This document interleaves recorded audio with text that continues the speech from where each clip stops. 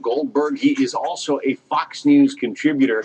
You probably saw in the Washington Post that piece today that says Mr. Obama plans to take a more combative approach on gun control, and he's going to be going around the country putting on sort of, town hall events, kind of rallying the people to try to get this thing passed. Do you think it'll work, Jonah? I'm pretty skeptical. We saw in his inaugural, he also tried this too. He said that he wanted the help of the people. Sort of, he's back in community organizer mode. He wants people to call into Congress, put pressure on Congress. The problem is that he wanted to do this sort of thing a lot over his presidency, and it's never worked. I think the people in the White House kind of live in a bubble about the president's own level of persuasive power with the American people. They do a great job of getting out voters on Election Day, but he gave over 50 speeches in 2009 about Obamacare. He never once moved the needle of public opinion on Obamacare. He never once persuaded people. He's not nearly the salesman that people who already agree with him think he is. Well, we saw that especially in the early part of his first term. Anytime he wanted to get some legislation passed or something, he seemed to give a primetime speech, but that didn't seem to have a great effect either. Right. I mean, David Axelrod seemed to have this sort of more cowbell was the answer to everything approach to Obama's speech making.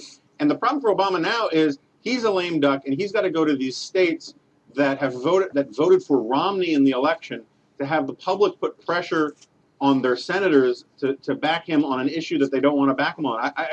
It's a very tall order, and I kind of feel sorry for Joe Biden. I think he's sincere on all of this, but he's out there with this dog of an issue politically. He wants to run in 2016, and he's stuck doing this while Hillary Clinton is going to go co-host or be on 60 Minutes with Barack Obama this Sunday. I'm sure he's pretty bitter about that. So that's why we have the vice president giving people helpful advice, like if you really want to protect yourself, go buy a shotgun. That way he can sort of work both sides of the issue, push for the gun control, but still be a gun advocate.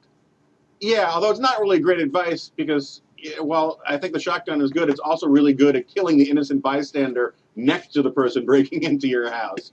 The whole thing, Biden's in a tough place. He knows that he can't be anti-gun. The problem is that this administration has absolutely, for good reasons or bad, I mean, that's not the issue, just as an analytical matter, has zero credibility with the gun rights community. They believe that Dianne Feinstein, they believe that Barack Obama want to take away guns. They believe that in their bones, and this legislation is so full of holes and loopholes, and sort of it wants to lay down the predicate to make it easier down the road to check lists of gun owners, to sue people who didn't store their guns, to give the government the right to go into people's homes. And there's just no trust that's where the Democrats are going to stop. So it is all seen as a down payment on a slippery slope. These are the people who in 2008 Senator Obama saw clinging to their guns and religion. Right, and these are the people he apparently thinks that he's going to move and persuade to be in favor of gun control in states like West Virginia and Wyoming. I mean, it's not going to happen. So I mean, I'd be very surprised, simply as an analytical political matter, that this thing ever gets out of the Senate. And I think John Boehner loves the idea of just simply saying, we will give serious consideration to whatever Harry Reid's Senate passes and sends on to us on the matter of gun control, because it's a terrible wedge issue for Democrats. And I don't think Obama has the loyalty among Democrats that he thinks he does. And Harry Reid himself has enjoyed the support of the NRA in the past. Yeah, so.